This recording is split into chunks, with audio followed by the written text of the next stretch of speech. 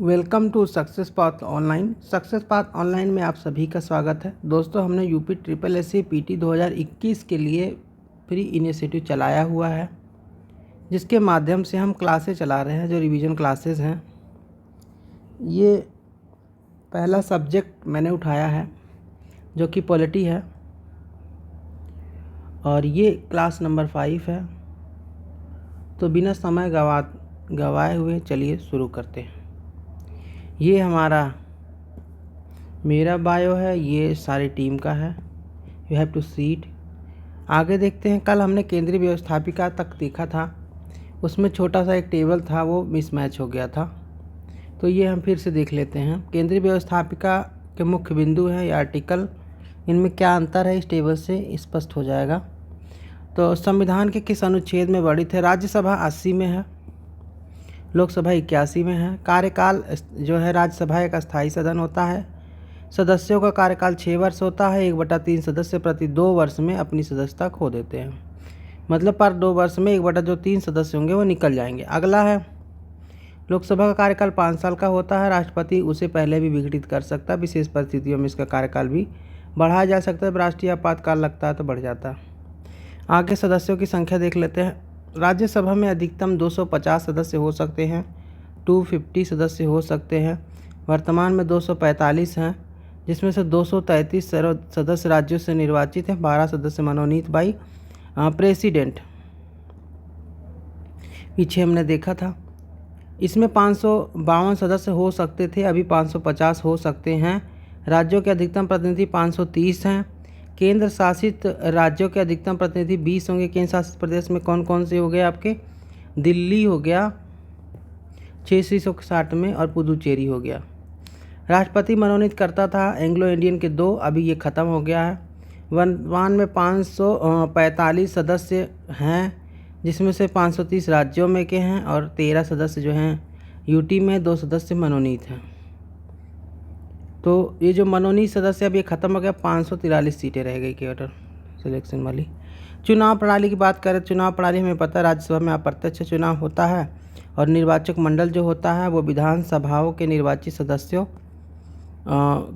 से होता है। ठीक है, बाकी मनोनयन भी होता है साहित्य, कला, समाज सेवा और विज्ञान के क्षेत्र से, जबकि लोकसभा में प्रत्यक्ष चुनाव होता है। ठीक है, और आगे देख लेते हैं। पदाधिकारी जो होते हैं, तो राज्यसभा का उपराष्ट्रपति होता है, उपसभापति होता है। तो जो उपराष्ट्रपति होता है उसको सभापति कहा जाता है। मेन व्यक्ति होता है जो कि सदन का सदस्य नहीं होता है। अध्यक्ष लोकसभा का सदस्य होता है, उपाध्यक्ष भी लोकसभा का सदस्य होता है। लेकिन ये जो शपथ ग्रहण करते हैं ये एक सांसद की तरह करते हैं, लोकसभा सदस्य की तरह करते हैं, ना कि इनके पद के आधार पर।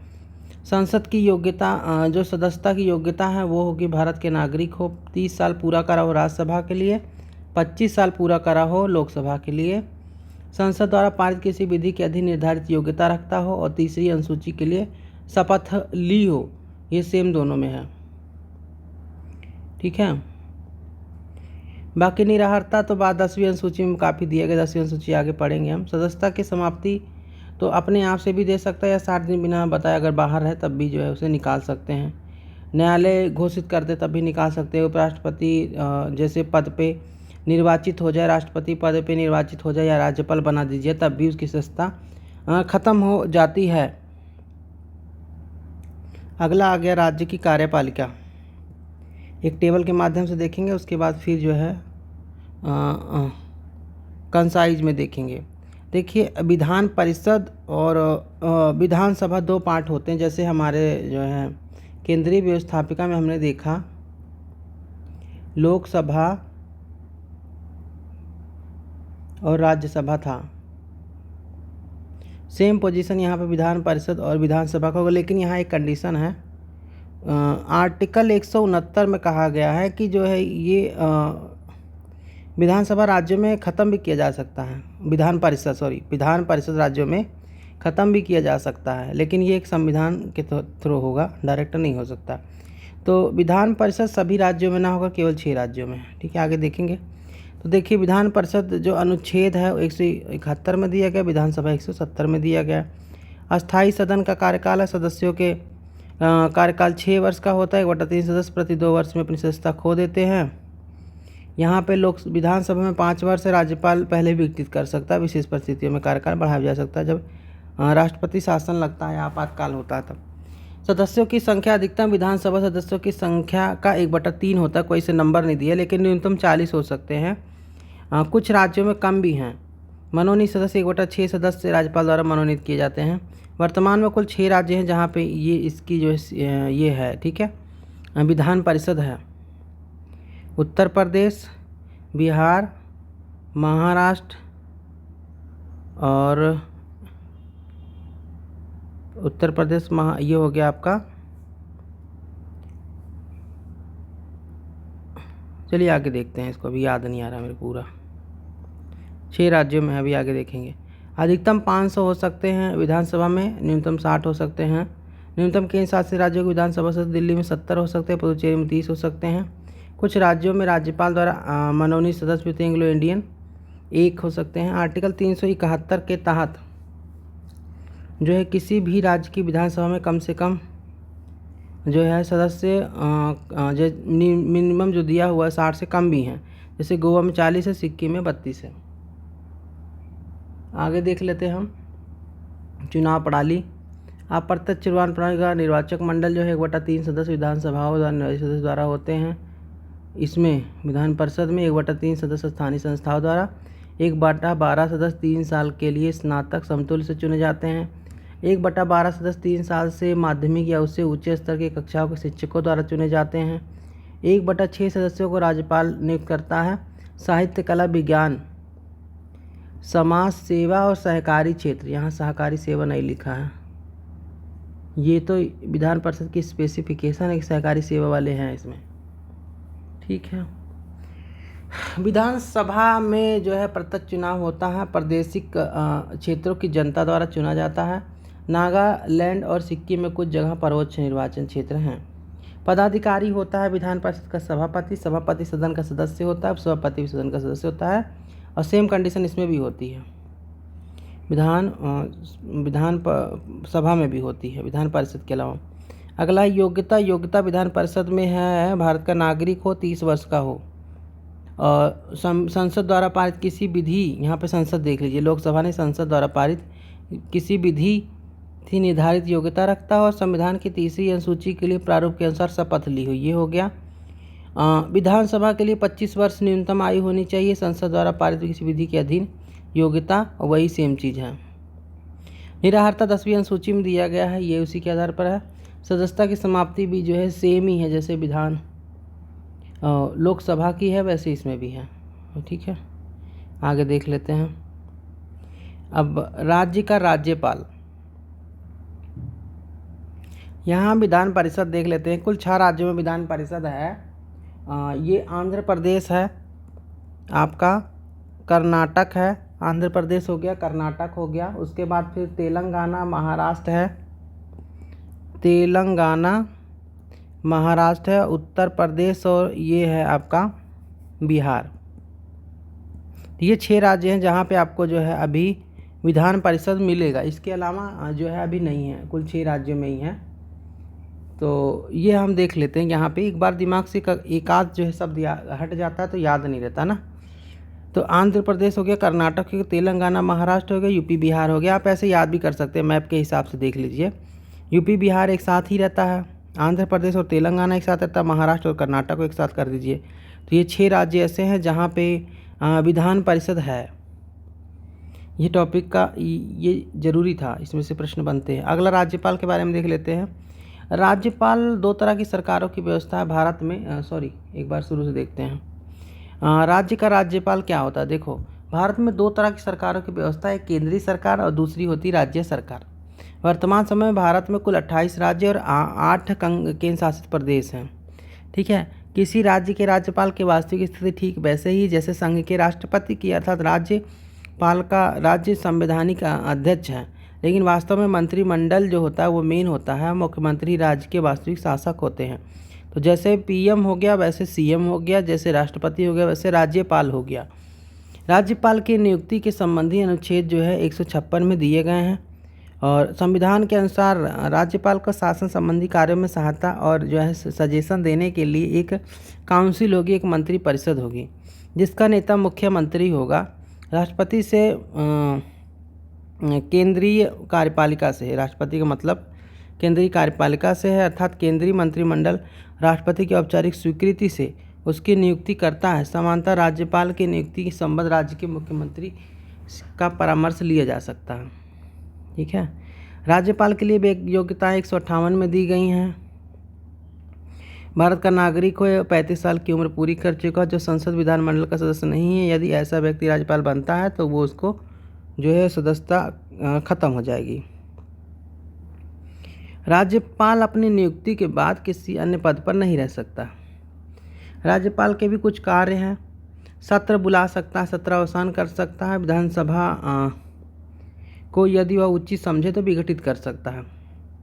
उसके बाद 1/6 सदस्यों को मनोनयन करता है। ठीक है। और प्रत्येक सदस्य को राज्यपाल उसके द्वारा नियुक्ति किसी व्यक्ति के समक्ष शपथ लेना पड़ता है। जो विधानमंडल का सदस्य होता है उसको राज्यपाल या उसके द्वारा कोई नियुक्त व्यक्ति होगा, जैसे हाई कोर्ट का जज हो गया या और भी कोई सीनियर पर्सन हो गया, तो उसके आधार पर उसे जो है लेना पड़ता है शपथ। वह प्रत्येक वित्तीय वर्ष के आरंभ में उस वित्तीय वर्ष का विवरण मतलब बजट विधानसभा के सम्मुख प्रस्तुत करवाता है। विधानसभा में उसकी अनुमति के बिना किसी अनुदान की मांग नहीं की जा सकती। ये यहाँ पे करता नहीं, करवाता है, यहाँ गलत लिखा, करवाता है, खुद थोड़ी करता है, राज्य वित्त मंत्री लाता है ना। जब कोई विधेयक पारित होता है तब वह उसकी स्वीकृति के लिए भेजा जाता है। राज्यपाल उस पर अपनी स्वीकृति देता है, उसे अस्वीकृत भी कर सकता है, राष्ट्रपति के विचारार्थ भी रख सकता है। आर्टिकल 200 में दिया है ये कि जो ये आपका कोई भी विधेयक राष्ट्रपति के विचार के लिए रख सकता है। वह राज्य के धन विधेयक को छोड़कर अन्य विधेयक को पुनः विचार करने के लिए विधानमंडल के पास भेज सकता है, लेकिन यदि वह विधेयक पुनः संशोधन सहित या बिना संशोधन के विधानमंडल द्वारा पारित हो जाता है तो उसे अपनी स्वीकृति देनी पड़ती है। राज्यपाल कैसे नियुक्त होता है? राज्यपाल राष्ट्रपति के पश्चात पद धारण करता। समानता प्रत्येक राज्य के हेतु एक राज्यपाल होता है। संविधान के 7वें संशोधन के द्वारा 1956 में व्यवस्था की गई थी कि एक ही व्यक्ति 2 या 2 से अधिक राज्यों का राज्यपाल हो सकता है। हाल ही में आनंदीबेन पटेल को बनाया गया था 2020 में 2 राज्यों का राज्यपाल। बेबी रानी मौर्य को बनाया गया था अभी। तो कई सारे जो राज्यपाल थे उनको जो है 2 राज्यों का मतलब छत्तीसगढ़ का जो था शायद वो ख़त्म, डेथ हो गई थी राज्यपाल की, तो उसके बाद 2 राज्यों का एक को ही बनाया गया था। कार्यकाल राज्यपाल जो है अपने पद ग्रहण के वजह से 5 वर्षों तक पद धारण करता है और जब तक उसका उत्तराधिकारी पद ग्रहण ना करे, लेकिन सरकार बदलने पर राज्यपाल भी बदल दिए जाते हैं ना। शपथ राज्यपाल पद ग्रहण करने से पूर्व संबंधित राज्य के उच्च न्यायालय के मुख्य न्यायाधीश अथवा वरिष्ठतम न्यायाधीश के समक्ष अपने पद की शपथ लेता है। यहाँ पे हाई कोर्ट का मेन जो जज होगा वो आ जाएगा। त्यागपत्र राष्ट्रपति को संबोधित करके अपना त्यागपत्र देता है और 5 साल के भीतर राज्यपाल को पदच्युत कर भी सकता है, उसका ट्रांसफ़र भी हो सकता है। सब केंद्र सरकार का प्रतिनिधि के रूप में कार्य करता है। राज्यपाल चाहे तो वह इस अवधि के भीतर राष्ट्रपति के पास अपना त्यागपत्र भेजकर अपना पद त्याग भी कर सकता है। कई बार हो जाता है, कॉन्फ्लिक्ट ऑफ इंटरेस्ट तो करना पड़ता है। यहाँ हम देखते हैं केंद्र शासित राज्यों के जो है उपराज्यपाल और प्रशासक। अगर आपसे पूछा जाए केंद्र शासित राज्यों में राज्यपाल होता है, नहीं, केंद्र शासित राज्यों में उपराज्यपाल होता है। उपराज्यपाल केवल साइन करने के लिए होता है। जो प्रशासन होता है राष्ट्रपति के थ्रू और केंद्र सरकार का ही होता है। केंद्र शासित प्रदेश का मतलब यही है। ठीक है। तो केंद्र शासित प्रदेशों में राज्यपाल के बदले उपराज्यपाल होते हैं, जिन्हें अंग्रेजी में लेफ्टिनेंट गवर्नर कहा जाता है। और उपराज्यपाल दिल्ली, पुदुचेरी, अंडमान निकोबार द्वीप समूह के शासकों को उपराज्यपाल कहा जाता है। अभी जम्मू कश्मीर में भी लगाया हुआ था, जो लद्दाख है वहाँ पे, जम्मू कश्मीर और लद्दाख बनाया उसमें भी लगा था। प्रशासक दादर और नागर हवेली, लक्षद्वीप, दमन दीव में राज्यपाल को प्रशासक कहा जाता है। ठीक है। और जो आपका उपराज्यपाल है दिल्ली, पुदुचेरी, अंडमान निकोबार में। पंजाब का राज्यपाल अपने दायित्व के साथ साथ चंडीगढ़ का प्रशासक भी होता है। राज्यपाल के विशेषाधिकार और शक्तियाँ। राष्ट्रपति की तरह राज्यपाल को भी कुछ कार्यकारी, विधायी और न्यायिक शक्तियाँ मिली हुई हैं। 3 तरह की शक्ति हमें हर जगह लिखना होता है। उसके पास विवेकाधीन अथवा आपातकालीन शक्तियाँ भी होती हैं, राष्ट्रपति के पास भी होती हैं, लेकिन राष्ट्रपति के बाद राज्यपाल के पास कोई कूटनीतिक अथवा सैन्य शक्ति नहीं होती है। डिप्लोमेसी जो होती है, डिप्लोमेसी और मिलिट्री पावर जो है इसके पास नहीं होता है, बाकी सारे पावर होते हैं। राज्यपाल की विवेकाधीन शक्तियाँ, राज्यपाल राष्ट्रपति को इस बात की सूचना अपने विवेक से दे सकता है कि राज्य में संवैधानिक तंत्र विफल हो गया, इससे राष्ट्रपति शासन लग सके। आर्टिकल 356 के थ्रू राष्ट्रपति शासन। विधानसभा द्वारा पारित विधेयक को राज्यपाल अपने विवेक से रोक सकता है, आर्टिकल 200 में जो दिया है। विधानसभा में किसी भी दल को स्पष्ट बहुमत अगर ना मिले तो राज्यपाल अपने दिमाग से, अपने विवेक से किसी को मुख्यमंत्री नियुक्त कर सकता है। ये कई बार विवादित रहता है कि ठीक है। असम, मेघालय, त्रिपुरा, मिजोरम के राज्यपाल द्वारा खनिज उत्खनन की रॉयल्टी के रूप में जनजातीय जिला परिषद को देय राशि का निर्धारण करता है। राज्यपाल मुख्यमंत्री से राज्य के प्रशासनिक एवं विधायी विषयों के बारे में सूचना प्राप्त कर सकता है, जैसे राष्ट्रपति 78 में करता है, आर्टिकल 78 में मंत्री पर से सूचना लेने का अधिकार है उसका। ऐसे ही आगे देख लेते हैं। राज्यपाल को यह अधिकार है कि वह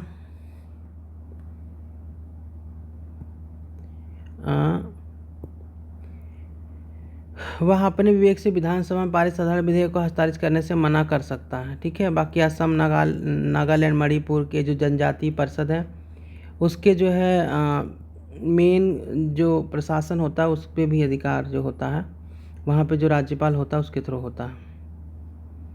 आगे देखते हैं राष्ट्रपति और राज्यपाल की तुलना। राष्ट्रपति राज्यपाल से अलग कैसे है? संविधान के कुछ मामले में राज्यपाल विवेक के आधार पर कार्य करने की शक्ति देता है, जबकि राष्ट्रपति को ऐसी शक्ति नहीं दी गई है। 42वें संविधान संशोधन के माध्यम पर राष्ट्रपति पर को जो है मंत्री परिषद की सलाह मानना बाध्यकारी है कई सारे मुद्दों पे, जबकि राज्यपाल के संबंध में ऐसा नहीं है। इसके बाद हम देखते हैं राज्य विधानमंडल की शक्तियाँ। कुछ शक्तियाँ विधायी होंगी, कार्यपालिका की शक्तियाँ होंगी और संविधान संशोधन शक्तियाँ होंगी, निर्वाचन संबंधी शक्तियाँ। विधानमंडल तो सारी शक्तियाँ होती ही हैं, तो विधायी शक्तियाँ देख लेते हैं। राज्य विधानमंडल को राज्य की सूची में दिए गए विषय पर कानून बनाने के अधिकार प्राप्त है। राज्य सूची में जो विषय हैं वो आपको याद करने होंगे, जैसे पुलिस से संबंधित है, न्याय से संबंधित, सार्वजनिक स्वास्थ्य से संबंधित है, कृषि से संबंधित है, भूमि सुधार से संबंधित राज्य सूची के विषय हैं। इसके अलावा समवर्ती सूची के विषय पर भी केंद्र और राज्य दोनों सरकारों को कानून बनाने की शक्ति प्राप्त है। कार्यपालिका शक्ति की बात करें तो मंत्री परिषद सामूहिक रूप से विधानसभा के प्रति उत्तरदायी होती है और विधानमंडल निम्नलिखित अधिकारों का उपयोग करता है। विधानसभा द्वारा मंत्रिमंडल के विरुद्ध अविश्वास प्रस्ताव पारित कर सकता है, पहला, और इसे पारित होने पर मंत्रिमंडल को त्यागपत्र देना पड़ता है। राज्य विधानमंडल में किसी मंत्री के विरुद्ध निंदा प्रस्ताव, दूसरा, तो संपूर्ण मंत्रिपरिषद को ही त्याग देना पड़ता है। अगला, संविधान संशोधन संबंधी शक्तियाँ। संघीय स्वरूप को प्रभावित करने वाला यदि कोई संविधान संशोधन विधेयक जो संघीय स्वरूप को चेंज करता है, क्योंकि जो संघीय स्वरूप होता है उसमें राज्य को भी जो है इफेक्ट पड़ता है, इसीलिए संविधान संशोधन विधेयक संसद के दोनों सदनों द्वारा पारित हो जाता है तो आधे से अधिक राज्यों के विधानमंडलों द्वारा उसकी पुष्टि आवश्यक है। इस तरह निर्वाचन संबंधी शक्तियाँ। विधानसभा के चुनाव में व्यापक शक्ति प्राप्त है, और जबकि विधान परिषद के सभापति, इसके विपरीत विधान परिषद के सभापति उपसभापति का ही निर्वाचन कर सकते हैं। हाँ, जैसे निर्वाचन संबंधी शक्ति विधानसभा को ज़्यादा प्राप्त है और चुनाव की व्यापक शक्ति प्राप्त है, क्योंकि इसमें सिलेक्टेड मेंबर्स होते हैं। और ये जो विधान सभा होता है इसमें जैसे राष्ट्रपति के चुनाव में भी भाग लेते हैं, ये ना राष्ट्रपति के चुनाव में भी भाग लेते हैं जो जितने से जो है इलेक्टेड हो मेंबर्स होते हैं वो, जबकि विधान परिषद सभापति उपसभापति का ही निर्वाचन केवल कर सकता है। विधानसभा के निर्वाचित सदस्य राष्ट्रपति चुनाव के लिए गठित निर्वाचन मंडल में भाग लेते हैं। गतिरोध दूर करने के लिए उत्पन्न राज्य विधानमंडल में दोनों सदनों के बीच अगर उत्पन्न गतिरोध को अंत विधानसभा की इच्छा पर ही निर्भर करता है, दूर होता है। कोई संयुक्त बैठक का प्रावधान, जैसे 108 में लोकसभा राज्यसभा के बीच में अगर कुछ होता है तो संयुक्त बैठक का प्रावधान है ना, राष्ट्रपति बुलाता है, लेकिन इसमें नहीं है। राज्य विधानमंडल में ऐसा कुछ नहीं है। यहाँ विधानसभा को ऊपर की स्थिति मिली हुई है, ठीक है, विधानसभा को प्रायोरिटी मिली हुई है। आगे देख लेते हैं। आगे आ गया मुख्यमंत्री। मुख्यमंत्री अब विधानसभा में पढ़ लिया तो मुख्यमंत्री को ही पढ़ना पड़ेगा। मुख्यमंत्री राज्य की विधानसभा में बहुमत दल के नेता को मुख्यमंत्री जो है राज्यपाल नियुक्त करता है। मुख्यमंत्री का कार्यकाल 5 वर्ष का होता है और विधानसभा का कार्यकाल बढ़ा दिया जाए तो मुख्यमंत्री का कार्यकाल अपने आप बढ़ जाता है। मंत्रियों के विभागों को बंटवारा मुख्यमंत्री द्वारा किया जाता है। मुख्यमंत्री किसी ही मंत्री को मंत्रिमंडल से निकाल सकता है। सदन में सभी प्रमुख घोषणाएं मुख्यमंत्री द्वारा की जाती हैं और मुख्यमंत्री राज्यपाल को कार्यकाल से पूर्व ही विधानसभा भंग करने की सिफारिश दे सकता है। राष्ट्रीय राजधानी क्षेत्र दिल्ली के चुनाव के पश्चात मुख्यमंत्री की नियुक्ति राष्ट्रपति द्वारा होती है। मुख्यमंत्री राष्ट्रपति के प्रति उत्तरदायी होता है। अब यहाँ देखिए उपराज्यपाल का जो पद है कि वो साइन करने वाला ही पद रह गया ना। जो एडमिनिस्ट्रेटिव जो आपका सिस्टम होगा उसी को फॉलो करने का काम रह गया केवल यहाँ पे। इसके अलावा इसका कोई काम नहीं है उपराज्यपाल का, क्योंकि जब राष्ट्रपति के थ्रू वो होगा तो उपराज्यपाल की बातें सुनेगा नहीं। उपराज्यपाल को एडमिनिस्ट्रेटिव मशीनरी मिली हुई है। अब एडमिनिस्ट्रेटिव मशीनरी जो होती है वो अपर अथॉरिटी के ऊपर काम करती है, ठीक है। तो केवल एक जैसे होता नहीं सिलेक्टेड मेंबर्स बैठे हुए हैं, केवल उनको सुपरवाइज करने का काम जो है आपका उपराज्यपाल करते हैं। इसीलिए कभी कभी जो है केंद्र शासित प्रदेशों में उपराज्यपाल के साथ और मुख्यमंत्री के बीच में अनबन बनी होती है। वो चर्चा का मुद्दा हमेशा से रहा है। चलिए देखते हैं। अब ये हमने राज्य विधानमंडल देख लिया, विधानसभा विधान परिषद देख लिया, मुख्यमंत्री देख लिया और उपसभापति सभापति का कार्य सेम ही होता है विधानसभा, उसको टेबल में देख लिया था हमने। तो ये राज्य विधानमंडल का सारा कार्य पूरा हुआ। इसमें आपको कुछ नहीं करना, कुछ आर्टिकल्स याद करने हैं। जैसे कि जैसे हम राष्ट्रपति उपराष्ट्रपति का पढ़ते थे, यहाँ राज्यपाल का पढ़ लेना है आपको, मुख्यमंत्री का पढ़ लेना है, क्योंकि उपसभापति और विधानसभा के सभापति का कोई खास कार्य नहीं होता है। फिर उसके बाद आपको ये पढ़ना नियुक्ति कैसे होती है और ये जो है इनके विशेषाधिकार क्या होते हैं, इसके बारे में समझ के पढ़ लेना है और इसी से प्रश्न बना लेने हैं। इसके अलावा इसमें से कुछ नहीं आता, क्योंकि ये सेम ही होता है। आप केंद्र सरकार का जो पढ़ के आते हैं वो इसमें मिल जाता है। और एक चीज़ और पढ़ लेना, राज्य सूची के विषय, संघ सूची में क्या क्या दिया हुआ है, सब्जेक्ट की लिस्ट होती है और सम्मति सूची जो कि जो है लक्ष्मीकांत में पीछे दी हुई है। तो वो आपको एक बार विषय जो है ध्यान से देख लेने हैं, क्योंकि इनसे प्रश्न बनेगा कि ये कौन से विषय किससे संबंधित है ना। ये हो गया आपका राज्य की कार्यपालिका के बारे में पूरा का पूरा ख़त्म। अब देखेंगे पंचायती राज के बारे में। तो पंचायती राज पहले हम पढ़ने से पहले एक बार समझते हैं कि पंचायती राज होता क्या है। पंचायती व्यवस्था भारत में शुरू से ही, हम जब संगम काल का इतिहास देखते हैं ना, तो वहाँ हमें पंचायती राज व्यवस्था का विवरण मिलता है। वह पंचायत मतलब थी, पहले से थी। 1687 मद्रास नगर निगम बना। लेकिन यहाँ पे एक चीज़ और ध्यान नहीं लगे, गांव तो पहले ही होते थे सब जगह। गांव के सरपंच भी होते थे, कहीं जगह चुने जाते थे, कहीं जगह जो सरपंच होते थे वो हमेशा सरपंच ही रहते थे, पूरे परिवार। तो मेडिवल काल जब आता है तो वहाँ भी ऐसे ही टैक्स कलेक्शन के लिए एक हेड बनाते थे चौधरी, और चौधरी के थ्रू ही सारा काम होता था। एक फिक्स जो है आपका लॉ मेंटेन नहीं था, एक फिक्स जो है स्वशासन की व्यवस्था टाइप की नहीं थी, ठीक है। क्योंकि चुनाव तो जैसे नगर निगम के चुनाव आपके 1916 में भी हुए थे, 1919 में भी हुए थे, जब मंत्रिमंडल नया बना था। ये चुनाव होते रहते थे, लेकिन एक रेगुलरिटी नहीं थी। तो कई बार जो है ये बनाए गए, जैसे ये 1957 में बलवंत राय मेहता समिति आई थी। तो जब देश आज़ाद हुआ,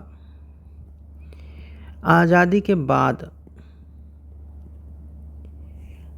लोगों में एक थोड़ा सा लहर था लोकतंत्र के प्रति, चुनाव के प्रति। तो इसको रेगुलेट करने के लिए कई बार गवर्नमेंट ने सोचा कि हम कुछ ऐसा लाएं जो नींव के आधार पर जो है इलेक्शन में लोगों की जागरूकता बढ़े और सिस्टम समझ में आए। इसका दूसरा मुद्दा ये भी था कि जो लोकल बड़ी पार्टियां होती थी, लोकल पब्लिक तक कैसे पहुँचें, इसके लिए पंचायती राज व्यवस्था ज़रूरी था। लेकिन ये कई सिस्टम से होकर गुजरा और कई बार इसमें सुधार भी हुए। जैसे 1957 में जब ये आया था बलवंत राय मेहता समिति, उन्होंने कई सारे जो है अनुशंसाएँ की थी। ठीक है, कई राज्यों में पंचायती राज व्यवस्था चालू भी हो गई थी। ये हम सीरियस इस टेबल में देखेंगे, इसके बाद आगे चलेंगे। और पंचायती राज का मतलब जैसे ग्राम प्रधान होता है ना, गाँव में आपने देखा होगा ग्राम प्रधान होता है, ग्राम पंचायत के सदस्य होते हैं, उनका चुनाव हर 5 साल में होता है और चुनाव आयोग करवाता है राज्य का ये चुनाव। तो ये हम देखते हैं, हर गांव में देखते हैं। ऐसे नगर पालिका के चुनाव होते हैं, नगर निगम के चुनाव होते हैं जिसमें महापौर वगैरह नियुक्त किए जाते हैं। ये सब चीज़ें कैसे लॉ मेंटेन हुई, कैसे लॉ में आई, ये चीज़ें ही हमें इसमें पढ़ना है। बलवंत राय मेहता समिति के बारे में देखते हैं, उनकी अनुशंसाएँ क्या थी। सामुदायिक विकास कार्यक्रमों को अपेक्षित सफलता नहीं मिल पाने का मूल कारण क्या था? जन सहभागिता, पीपल के पार्टिसिपेशन कम था। इसके लिए सबसे ठोस तरीका है पंचायती राज हो सकता है।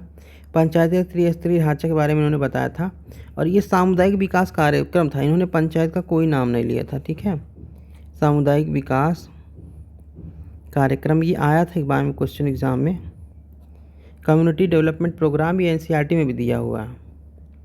ग्राम स्तर पर ग्राम पंचायत होगी, प्रखंड स्तर पर पंचायत समिति होगी, जिला स्तर पर जिला परिषद होगा। यही ढांचा भी जो है मैक्सिमम जो स्टेट्स हैं वहाँ पे फॉलो किया जाता है। और ये व्यवस्था उत्तर प्रदेश, बिहार, राजस्थान, महाराष्ट्र, आंध्र प्रदेश, हिमाचल, पंजाब, तमिलनाडु, गुजरात, गोवा ऐसे राज्यों में है। इसके बाद 1977 में अशोक मेहता समिति आई। इन्होंने कहा कि द्विस्तरीय बनाओ। ठीक है, पहले स्तर पर मंडल पंचायत करो, दूसरे स्तर पर जिला परिषद करो। और इन्होंने कहा कि पंचायतों का कार्यकाल 4 वर्ष करो। पंचायतों को चुनाव दलगत के आधार पर नहीं होना चाहिए, किसी पार्टी बेस पे नहीं होना चाहिए। पंचायती राज संस्थाओं को संवैधानिक दर्जा दिया जाना चाहिए। यहाँ पे इन्होंने पहली बार के संवैधानिक दर्जे की बात की थी। अभी ये 2-3 बार आएगा, तब जाके 1993 में ये जो है संवैधानिक दर्जा इसे मिल जाएगा, जब हमारा 73वां संविधान संशोधन होगा। तो कुछ राज्य हैं जहाँ पे भी ये व्यवस्था है। असम, मध्य प्रदेश, कर्नाटक, उड़ीसा, हरियाणा, यहाँ पे द्विस्तरीय है। दिल्ली और पुदुचेरी में भी द्विस्तरीय व्यवस्था है। आगे देख लेते हैं हम GV राव समिति। इस समिति ने इसे CARD समिति कहा जाता है। समिति ने निम्नलिखित सिफारिशें दी थी। इन्हें कहा कि पंचायत राज का ढांचा 4 स्तरीय होना चाहिए। इसमें से 3 स्तर होगा, गांव, खंड और जिले। चौथे स्तर के रूप में राज्य विकास परिषद का गठन किया जाएगा, स्टेट डेवलपमेंट काउंसिल। तो इसका अध्यक्षता मुख्यमंत्री करेगा। सभी मंत्री व सभी जिला अध्यक्ष इसके सदस्य होंगे। फॉलो सब जगह नहीं हुआ, जो है ये पश्चिम बंगाल के में यूज़ हुआ। ठीक है, फिर LM सिंघवी समिति, लक्ष्मी सिंघवी समिति थी। इन्होंने पंचायती राज व्यवस्था को संवैधानिक दर्जा दिए जाने की बात कही। तो दूसरी बार हो गया। पंचायती चुनाव को दलगत व्यवस्था नहीं अपना चाहिए, अशोक मेहता वाले में था दिया हुआ। ठीक है, और ये अशोक मेहता की कॉपी लग रही है।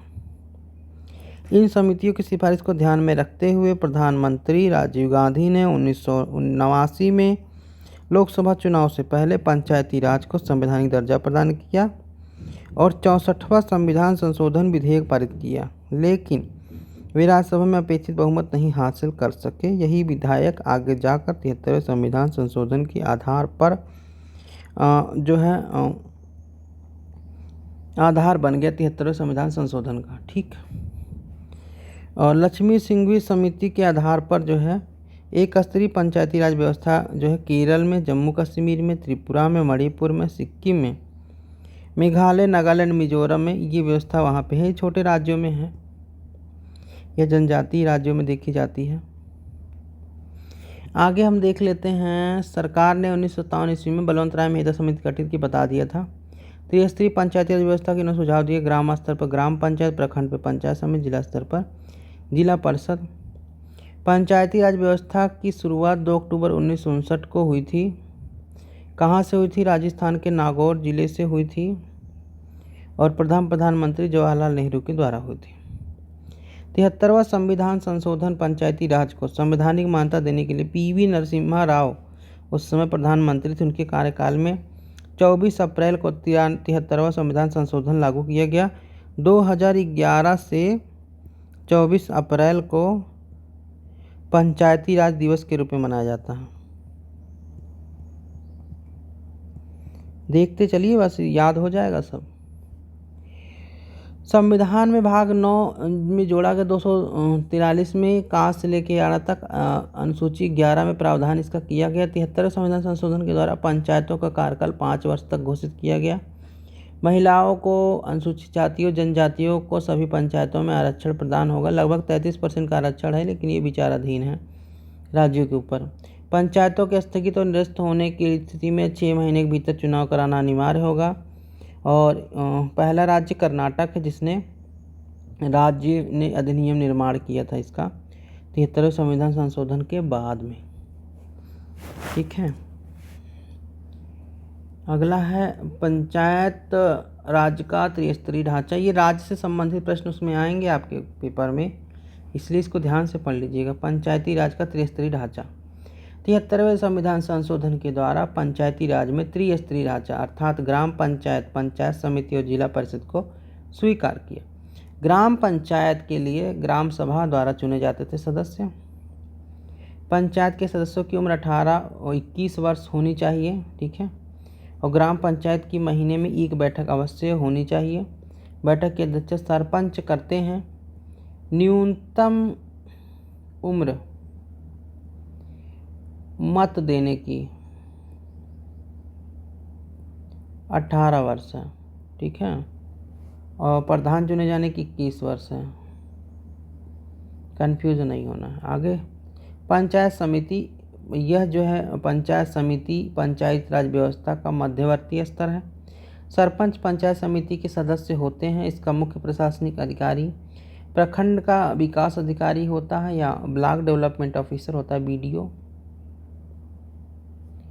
और राज्य सरकार द्वारा पंचायत समिति को अनुदान दिया जाता है।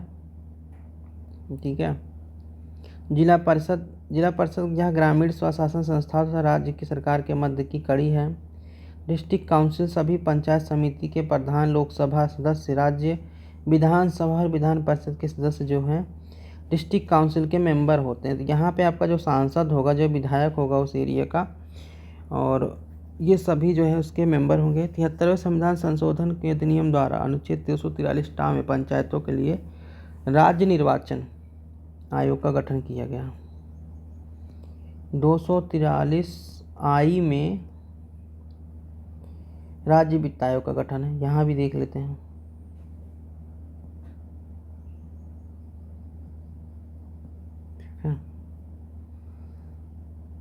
इसके बाद हम देखते हैं नगरीय स्थानीय सरकार। जैसे पंचायत राज था, जब गाँवों में कर रहे तो शहर में भी करना पड़ेगा। 1 जून 1993 से प्रभावित 74वें संविधान संशोधन अधिनियम के द्वारा संविधान में एक नया भाग 9A जोड़ा गया और अनुच्छेद 243 ता से लेकर 6 तक का प्रावधान किया गया, जो कि नगर पालिकाओं के संबंध में है। नगरीय प्रशासन में भी त्रिस्तरीय प्रावधान किया गया है। नगर निगम, नगर पालिका, नगर पंचायत। 74वें संविधान संशोधन के माध्यम से अनुसूचित जातियों, जनजातियों और उनकी जनसंख्या के अनुपात में आरक्षण का प्रावधान है। इस अधिनियम के द्वारा 1/3 सीटें जो है महिलाओं के लिए आरक्षित की गई हैं। इसके अंतर्गत नगरीय संस्थाओं का कार्यावधि 5 वर्ष निर्धारित किया गया है। अगला है कि संस्थाओं को भंग हो जाने की दशा है। दशा में 6 महीने के भीतर चुनाव कराया जाएगा। नगर निगम किसे कहते हैं? तो भारत में सर्वप्रथम 1828 में मुंबई में नगर निगम की स्थापना की गई थी। नगर निगम का प्रशासन ये क्या दिया? 1687 मद्रास नगर निगम था ना, 1687 में मद्रास नगर निगम था सबसे पहला नगर निगम। ठीक है, नगर निगम का प्रशासन एक परिषद करती है जिसे सामान्य परिषद कहते हैं। परिषद के सदस्यों का कार्यकाल 5 वर्ष का होता है। नगर निगम का अध्यक्ष महापौर कहलाता है। महापौर का चुनाव नगर निगम के सदस्यों द्वारा किया जाता है। और महापौर नगर का प्राथमिक नागरिक कहलाता है। नगर निगम आयुक्त नगर का मुख्य प्रशासनिक अधिकारी होता है, जो एक सिविल सर्वेंट होता है। नगर पालिका जो होती है उन नगरों में स्थापित जहाँ ना तो बहुत बड़े हैं ना तो बहुत मझोले जो नगर होते हैं वहाँ। नगर पालिका के सदस्य की उम्र सीमा 21 वर्ष है। 74वें संविधान संशोधन प्रत्येक राज्य में जिला स्तर पर जिला योजना समिति, डिस्ट्रिक्ट प्लानिंग कमेटी तथा राज्य के प्रत्येक महानगर में एक महानगर योजना समिति, महानगर के लिए भी प्लानिंग कमेटी गठित की जाएगी। नगर पंचायत उन क्षेत्रों में कायम किया जाता है जो ना तो एकदम गांव जैसे हैं ना ही शहर जैसे, मीडियम है। नगर पंचायत के कुछ सदस्यों का चयन आम मतदाताओं प्रत्यक्ष रूप से, कुछ को राज्य द्वारा मनोनीत किया जाता है। कार्यकाल 5 वर्ष का होता है। नगर पंचायत सदस्यों के कुल सदस्य संख्या में से कम 1/3 सदस्य वही है, 1/3 स्थान में महिलाओं के लिए आरक्षित हो, किसी भी जो है वर्ग की हो। नगर पंचायत में आय के साधन वही होते हैं जो नगर पालिकाओं के हैं। कई सारे विषय हैं, जैसे कि इनको 18 विषय मिले हैं, इन पे ये कानून बना सकते हैं। 29 विषय पंचायती राज को मिले हैं।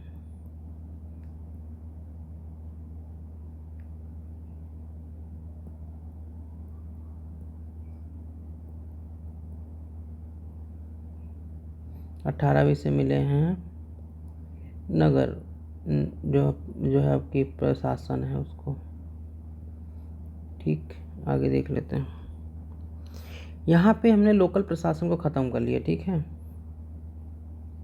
लोकल एडमिनिस्ट्रेशन ख़त्म कर लिया। एडमिनिस्ट्रेशन का सारा ख़त्म हो गया। जैसे केंद्र सरकार हमने सेंट्रल गवर्नमेंट ख़त्म करा, स्टेट गवर्नमेंट ख़त्म किया, फिर हमने पंचायती राज ख़त्म किया।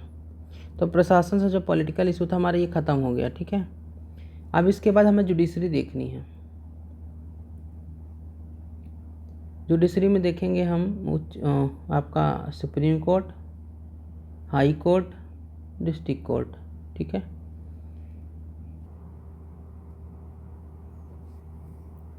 उच्चतम न्यायालय, सुप्रीम कोर्ट,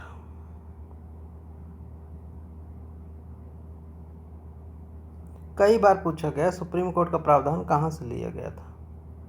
1935 के एक्ट में दिया गया था कि एक संघीय न्यायालय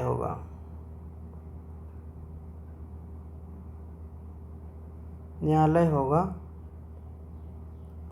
स्वतंत्रता के पहले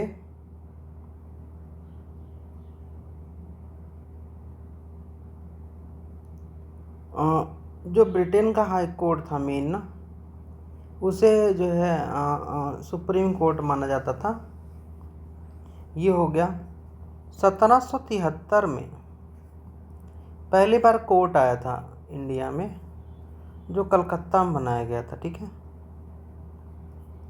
ये आपको इतनी चीज़ें याद करनी है। अगला देख लेते हैं आर्टिकल के हिसाब से अगर देखें तो आर्टिकल 124 में सुप्रीम कोर्ट की बात की गई है और ये कहा गया है कि इसके जो निर्णय हैं वो अंतिम होंगे। इसके विरुद्ध जो है किसी भी न्यायालय में भारत में तो अपील नहीं की जा सकती, और जो भारतीय केस होते हैं उनमें कहीं भी नहीं। भारत का लास्ट ही यही होता है जुडिशरी सिस्टम।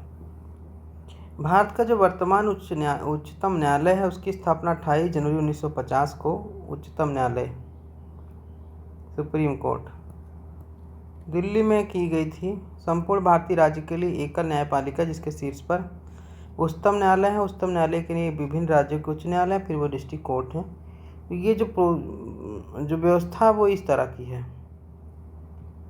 इस तरह की व्यवस्था। यहाँ पे आपका सुप्रीम कोर्ट और यहाँ पे आपका हाई कोर्ट, यहाँ पे आपके डिस्ट्रिक्ट कोर्ट्स होंगे, ठीक है। एनसीईआरटी में आप देखो ये चीज़ें बहुत स्पष्ट रूप से समझाई गई हैं। जिसकी पॉलिटी कमज़ोर है, I recommend to read only one time NCERT in your own language which you want, English or Hindi or which language available, so you have to follow it। आगे देखते हैं। मूल संविधान में न्यायाधीशों की कुल संख्या 8 थी, जो वर्तमान में मुख्य न्यायाधीश समेत 33 + 1 34 हो गई टोटल, सही है ये।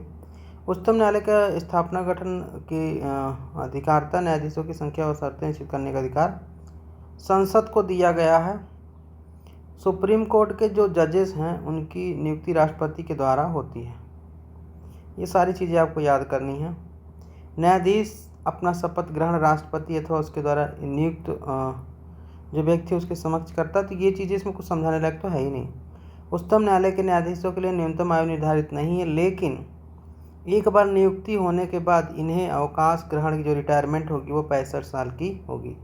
मतलब मैक्सिमम 65 साल तक आप एक जो है न्यायाधीश हो सकते हैं सुप्रीम कोर्ट के, लेकिन आपकी कोई न्यूनतम ऐसी नहीं है कि हाँ इतने साल तक आप रहोगे। 65 साल तक आप 64 के हो तो 1 साल रहोगे, 60 के हो तो 5 साल रहोगे। ठीक है। सुप्रीम कोर्ट के न्यायाधीश अवकाश प्राप्त करने के बाद भारत में किसी भी न्यायालय या किसी भी अधिकारी के सामने वकालत नहीं कर सकते। अब सुप्रीम कोर्ट में काम करने के बाद अगर लोअर कोर्ट में जाते हैं तो वो भी आदमी जो है अपने हिसाब से बेवकूफ़ ही हैं। जो आप सुप्रीम कोर्ट में कार्य कर चुके, आपको और कहीं करने की ज़रूरत ही नहीं है। और ये जो है कॉन्फ्लिक्ट ऑफ इंटरेस्ट के खिलाफ है। और उच्चतम न्यायालय का कार्य स्थान दिल्ली है। मुख्य न्यायाधीश राष्ट्रपति के पूर्व स्वीकृति लेकर दिल्ली के अतिरिक्त किसी स्थान पर सर्वोच्च न्यायालय की बैठक बुला सकते हैं। अब तक हैदराबाद और श्रीनगर में इस बार की बैठकें आयोजित हो चुकी हैं। महाभियोग प्रस्ताव दुर्व्यवहार, क्षमता या कदाचार का दोषी होने पर न्यायाधीशों के पदमुक्त करने के लिए महाभियोग प्रक्रिया अपनाई जाती है। न्यायाधीश पर महाभियोग लगाने के लिए कम से कम लोकसभा के 100 तथा राज्यसभा के 50 सदस्य राष्ट्रपति को संबोधित करते हुए एक प्रस्ताव भेजेंगे। लोकसभा अध्यक्ष या राज्यसभापति सभापति को देंगे। ठीक है। राष्ट्रपति को संबोधित करेंगे, टू द राष्ट्रपति ऐसे करके लिखेंगे और अपने जो सभापति होंगे उन्हें देंगे। लोकसभा के 100 सदस्य तथा राज्यसभा के 50 सदस्य। इसके बाद पावर अथॉरिटी देख लेते हैं। उच्चतम न्यायालय जो सुप्रीम कोर्ट होगा, इसके द्वारा दिए गए सिद्धांत भारत सीमा में आने वाले सभी न्यायालय पर लागू होते हैं। और ये जो क्षेत्राधिकार है वो कौन कौन से हैं? आरंभिक क्षेत्राधिकार। आरंभिक क्षेत्राधिकार होते हैं जो मूल रूप से डायरेक्ट जो है अपने आप ही जो है सुप्रीम कोर्ट के पास है। आर्टिकल 141 के अनुसार भारतीय सीमा में आने वाले सभी राज्यों पर लागू होने वाले जो मुकदमे सीधे उच्चतम न्यायालय में प्रारंभ होते हैं, आरंभिक क्षेत्राधिकार में आते हैं।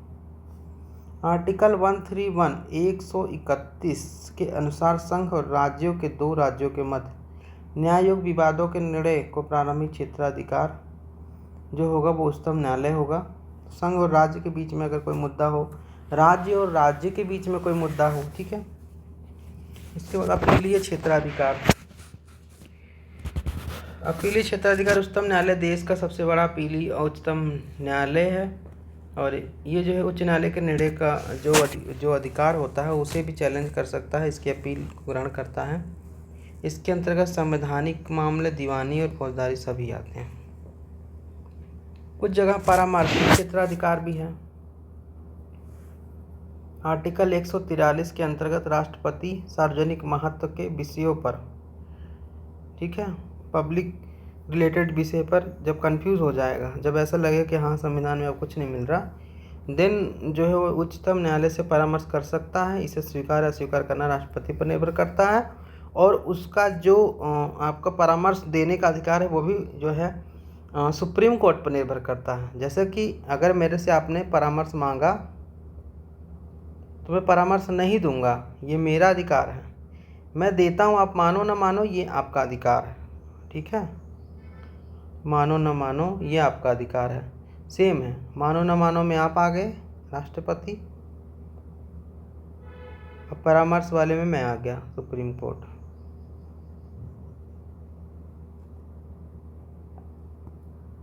ठीक है। पुनर्विचार संबंधी क्षेत्राधिकार भी आर्टिकल 137 में दिया गया है कि सुप्रीम कोर्ट को अधिकार है वह स्वयं दिए गए निर्णय या आदेश का पुनर्विचार कर सके, यदि आवश्यक समझे तो उसमें उचित परिवर्तन नहीं कर सकता। कई बार जुडिशरी सिस्टम में कई बार गलत निर्णय हो जाते हैं, उनको रोकने के लिए, उनको समझने के लिए पुनर्विचार जरूरी होता है। कई बार तथ्य गलत मिल जाते हैं, कई बार जो है तथ्य बाद में मिलते हैं, तो पुनर्विचार करना इनका एक जो है क्षेत्राधिकार है सुप्रीम कोर्ट का। तो ये खुद निर्णय जो देते हैं वो उसको पुनर्विचार कर सकते हैं, यदि आवश्यक समझे तो उचित परिवर्तन भी कर सकते हैं। अब ये देखिए, ये है अभिलेख न्यायालय। ये अभिलेख न्यायालय का मतलब ये होता है कि जो ऑर्डर मिलते हैं, जो आपके जुडिशरी सिस्टम में जो भी आपके निर्णय होते हैं वो अन्य न्यायालयों के लिए एक कानून की तरह होते हैं। मतलब उनका उपयोग वो जो है न्याय में कर सकते हैं ना। तो ये अभिलेख न्यायालय हो गया। आर्टिकल 129 में दिया गया है 129 के अनुसार सुप्रीम कोर्ट एक अभिलेख न्यायालय होगा। अभिलेखी न्यायालय का अर्थ यह है कि उसके अभिलेख को साक्ष्य के रूप में इस्तेमाल किया जाएगा और उसकी प्रामाणिकता को किसी भी न्यायालय में चुनौती नहीं दी जा सकती। इसके अलावा मौलिक अधिकारों का रक्षक होता है। ठीक है, कोई भी व्यक्ति अपने मूल अधिकार के उल्लंघन होने पर सीधे सुप्रीम कोर्ट, ये उच्च न्यायालय लिखा हुआ, सुप्रीम कोर्ट का दरवाज़ा खटखटा सकता है। लेकिन कई केस में कहा गया कि सुप्रीम कोर्ट की जगह हाई कोर्ट भी जाया जा सकता है। अगर अथॉरिटी हाई कोर्ट की है तो हाई कोर्ट जाया जाएगा, फिर सुप्रीम कोर्ट जाया जाएगा। इसके अलावा और भी अधिकार है सुप्रीम कोर्ट के। सुप्रीम कोर्ट कई बार जो है न्यायिक समीक्षाएं करता है, न्यायिक समीक्षा करता है। सरकार द्वारा किए गए जो कानून होते हैं उन पे समीक्षा करता है और उन पे अपने निर्देश जारी करता है। वो आर्टिकल 13 के अंतर्गत करता है। ठीक है, कई बार ये देखा गया है। ये भी सुप्रीम कोर्ट का अधिकार है। आगे देखते हैं। ये सुप्रीम कोर्ट यहाँ ख़त्म होता है। हम राज्यों के उच्च न्यायालय के बारे में देखेंगे। ठीक है, राज्य के उच्च न्यायालय बाद में देखेंगे और डिस्ट्रिक्ट कोर्ट के बारे में देखेंगे थोड़ा सा, क्योंकि ये राज्य से संबंधित पेपर है। राज्य के क्वेश्चन तो आने ही हैं। राज्य स्तर पर सबसे बड़ी न्यायिक शक्ति देश में हाई कोर्ट यानी उच्च न्यायालय के पास में होती है।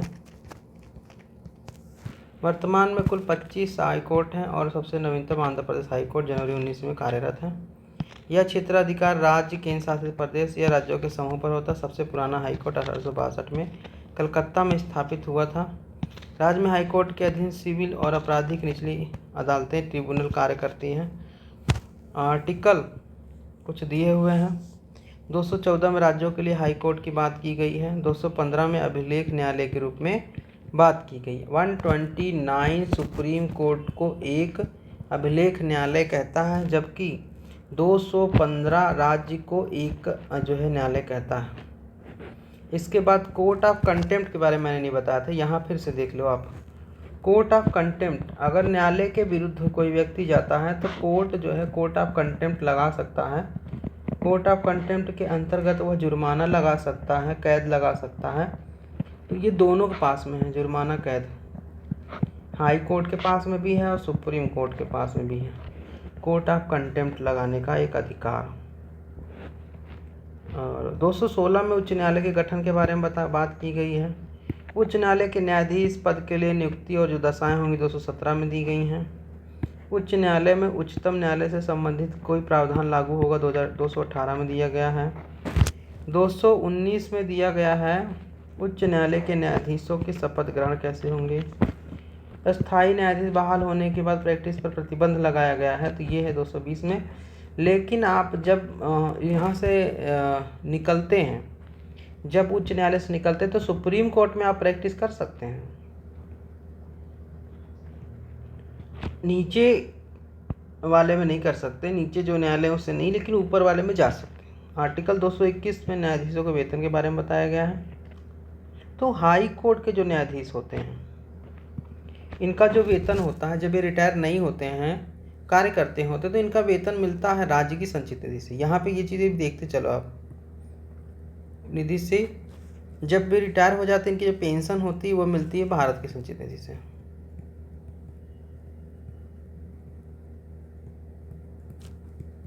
निधि से 222 में किसी न्यायाधीश का एक उच्च न्यायालय दूसरे उच्च न्यायालय में स्थानांतरण। 223 में कार्यवाही एक्टिंग जज के बारे में अभी ये 2020 के प्रीलिम्स पे पूछा गया था। 224 में अतिरिक्त एवं कार्यवाही न्यायाधीशों की नियुक्ति के बारे में पूछा गया था। ठीक है, उसके बाद है उच्च न्यायालय में कतिपय मामलों को जो है ट्रांसफ़र करते हैं दूसरे जजेस, तो 228 में। उसके बाद है 231 में 2 या 2 से अधिक राज्यों के लिए हाई कोर्ट की स्थापना। कई राज्य हैं जिनके लिए अलग अलग है। उच्च न्यायालय के गठन के बारे में आर्टिकल 216 में बताया गया है, हम देख लेते हैं। 216 के अनुसार उच्च न्यायालय का गठन एक मुख्य न्यायाधीश ऐसे न्यायाधीश रूप से मिलकर किया जाएगा, जिन्हें समय समय पर राष्ट्रपति नियुक्त करता है। ठीक है। और 224 में दिया गया उच्च न्यायालयों में सेवानिवृत्त न्यायाधीशों की नियुक्ति।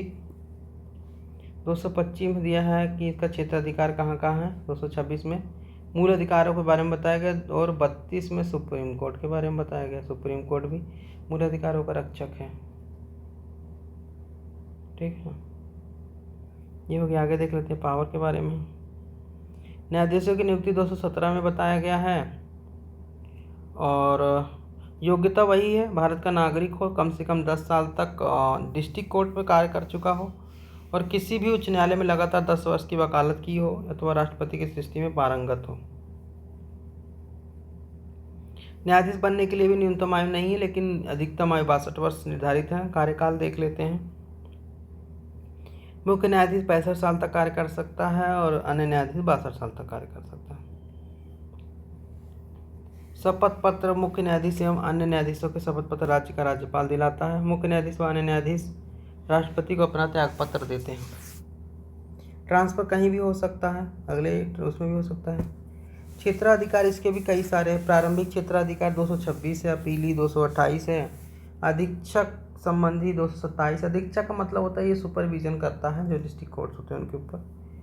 अंतरण संबंधी अधिकार है, कोई केस जो ट्रांसफ़र हो जाता है अगले बेंच से अगले बेंच में, तो ये 228 में है। एडमिनिस्ट्रेटिव अधिकार है और जुडिशियल रिव्यू है, न्यायिक पुनरावलोकन का कार्य भी कर सकते हैं। ये सारे इनके अधिकार हैं। आर्टिकल आपको याद करना है इसमें बस। कुछ उच्च न्यायालय हैं, उनका अधिकार क्षेत्र कहाँ कहाँ है उनको देख लेते हैं। कोलकाता उच्च न्यायालय की स्थापना 2 जुलाई 1862 में हुई थी और इसके अभी क्षेत्राधिकार की बात करें तो अंडमान निकोबार, पश्चिम बंगाल। मुख्य पीठ है कोलकाता में, खंडपीठ है पोर्ट ब्लेयर में। अगला है चेन्नई उच्च न्यायालय, 5 अगस्त 1862। पांडिचेरी तमिलनाडु, मुख्य पीठ चेन्नई में, खंडपीठ मदुरै में। और उसके बाद जो है मुंबई उच्च न्यायालय, गोवा दादरा नगर हवेली दमन दीव महाराष्ट्र, मुख्य पीठ मुंबई में है, खंडपीठ नागपुर पणजी औरंगाबाद। इलाहाबाद हाई कोर्ट की स्थापना 11 जून 1866 की हुई थी और ये जो है 1866 का जो अधिनियम था हाई कोर्ट का उसके अंतर्गत हुआ था। अधिकार क्षेत्र के उत्तर प्रदेश में, मुख्य पीठ है इलाहाबाद यानी प्रयागराज।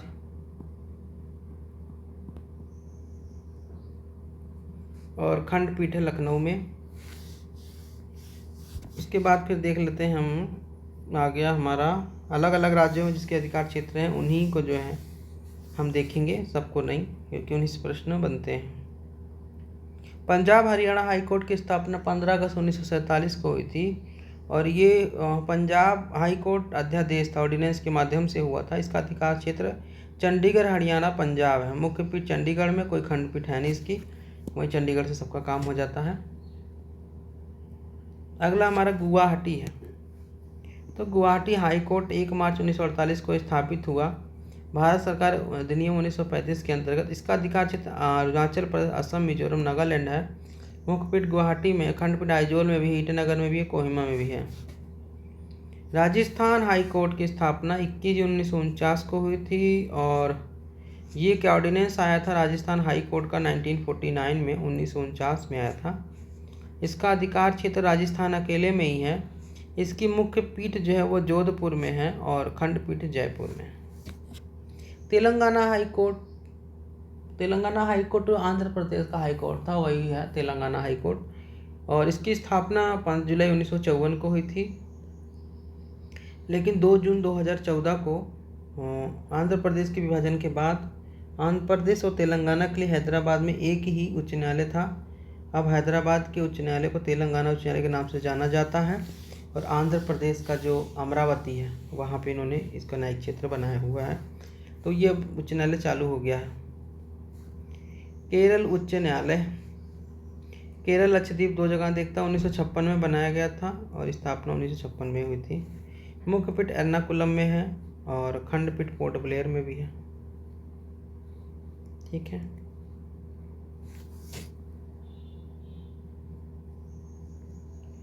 बाकी इम्पोर्टेंट है नहीं, आप स्क्रॉल करके देख सकते हैं, इसमें से कोई खास क्वेश्चन नहीं है। अगर आंध्र प्रदेश वाला फिर से पढ़ लेते हैं। 1 जनवरी 1919 को पुनर्गठन हो गया था और भारत का 25वां उच्च न्यायालय बना ये, ठीक है। और बस ये अमरावती में बना हुआ, जस्टिस सिटी के नाम से जाना जाता है। खंडपीठ इसकी कोई है नहीं। आंध्र प्रदेश राज्य क्षेत्र को देखेगा ये।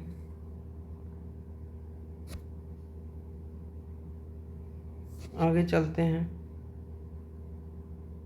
डिस्ट्रिक्ट कोर्ट के बारे में देख लेते हैं थोड़ा सा। डिस्ट्रिक्ट कोर्ट्स जो होते हैं, तब ये कंप्लीट हो जाएगा टॉपिक ना।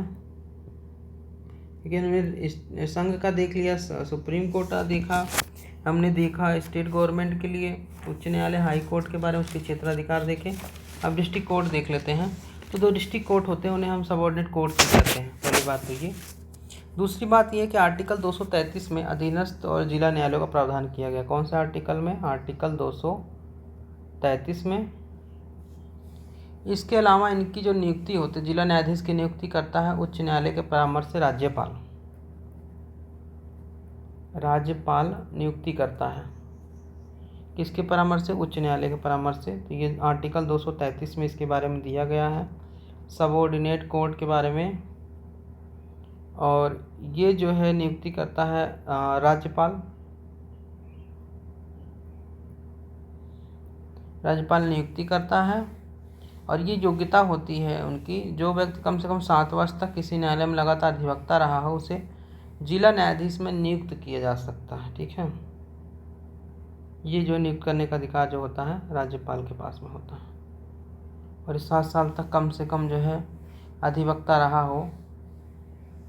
और इनके जो है सिलेक्शन होते हैं, जुडिशियल सर्विसेज हैं यूपी में, यूपी PCSJ कहा जाता है, ठीक है। इनके थ्रू इनका सिलेक्शन होता है, यूपी PCSJ के अंतर्गत इनका सिलेक्शन होता है। अब देखते हैं हम राष्ट्रीय न्यायिक परिषद के बारे में। उच्च एवं उच्चतम न्यायालयों के न्यायाधीशों के कार्यकाल भ्रष्टाचार क्षमता से संबंधित शिकायतों की जांच करने के लिए राष्ट्रीय न्यायिक परिषद का गठन किया गया है, नेशनल जुडिशियल काउंसिल। और इस परिषद में सर्वोच्च न्यायालय के मुख्य न्यायाधीश और 2 वरिष्ठ न्यायाधीश तथा उच्च न्यायालय के 2 वरिष्ठ मुख्य न्यायाधीश, जो उच्चतम न्यायालय के मुख्य न्यायाधीश द्वारा अनुमोदित होंगे, शामिल होंगे। इसमें कोई भी व्यक्ति न्यायाधीशों के विरुद्ध शिकायत कर सकता है। यदि मामला सर्वोच्च न्यायालय के न्यायाधीश के विरुद्ध दर्ज हो तो उसकी जांच सर्वोच्च न्यायालय के मुख्य न्यायाधीश और 4 वरिष्ठ न्यायाधीश करेंगे। यदि शिकायत का मामला सर्वोच्च न्यायालय के मुख्य न्यायाधीश के विरुद्ध हो तो मामले की जांच राष्ट्रपति द्वारा अनुमोदित अन्य वरिष्ठ सदस्य करेंगे। मुख्य न्यायाधीश के विरुद्ध शिकायत नहीं पाई गई तो परिषद उसे मुक्त करने के लिए संसद में महाभियोग की सिफारिश कर सकती है। अभी तक कोई ऐसा केस नहीं आया हुआ है। चलिए यही देख लीजिए, आपकी राष्ट्रीय जुडिशियल काउंसिल है ये, ठीक है। राष्ट्रीय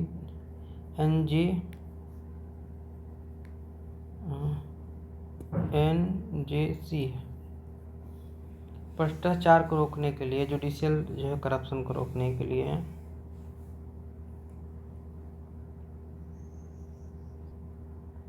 तो दोस्तों इसी के साथ में हमारी क्लास 5 आज ख़त्म होती है और 2 क्लास में आपका पूरा पॉलिटी ख़त्म हो जाएगा। कल हम संघ राज्य संबंधों को देखेंगे, उसके बाद हम कुछ इम्पोर्टेंट जो आपके संस्थान हैं हमेशा चर्चा में रहते हैं न्यूज़पेपर में, उनके बारे में चर्चा करेंगे। और इसी के साथ में आपकी पॉलिटी ख़त्म हो जाएगी। उसके बाद जब हम प्रैक्टिस करेंगे तब मैं दिखाऊंगा कि मैंने जितना भी इसमें बताया हुआ इसी से आपके सारे प्रश्न आएंगे, कहीं से नहीं आएंगे। आप लूसेंट पढ़ेंगे उसमें से आपको शॉर्ट में मिलेगा, उसमें से कई सारे टॉपिक छूट जाएंगे, जो मैंने बीच बीच में बताया वो भी छूट जाएंगे। इस नोट्स में भी नहीं दिया हुआ है, लेकिन बुक जो है लक्ष्मीकांत की अगर पढ़ाया जाए तो टाइम काफ़ी लग जाएगा और आपके एग्ज़ाम में इतना भी उसका वैल्यू नहीं है, क्योंकि इसमें सीधे प्रश्न पूछे जाएंगे। तो जो मैंने इसमें बताया वो कंप्लीट होगा। तो 2 वीडियो में आपका ये 2 वीडियो में ख़त्म हो जाएगा पॉलिटी, और इतना ही पर्याप्त होगा। शायद 3 या 4 घंटे का पूरा टोटल वीडियो बनेगा ये, अगर एक साथ कर दिया जाए तो देखते रहिए सक्सेस पाथ ऑनलाइन को। यूट्यूब चैनल हमारा सब्सक्राइब करिए, शेयर करिए वीडियोस को। उसके साथ साथ हमारा ये टेलीग्राम चैनल है, इसको भी आप जो है फॉलो करिए। यहाँ पे आपको जो भी सब्जेक्ट ख़त्म होगा इसके नोट्स मिलेंगे। और ये यूट्यूब चैनल का लोगो तो इसे सब्सक्राइब करिए। मिलेंगे अगले वीडियो में, जल्दी आपकी पॉलिटी ख़त्म होने वाली है। और जय हिंद, जय भारत।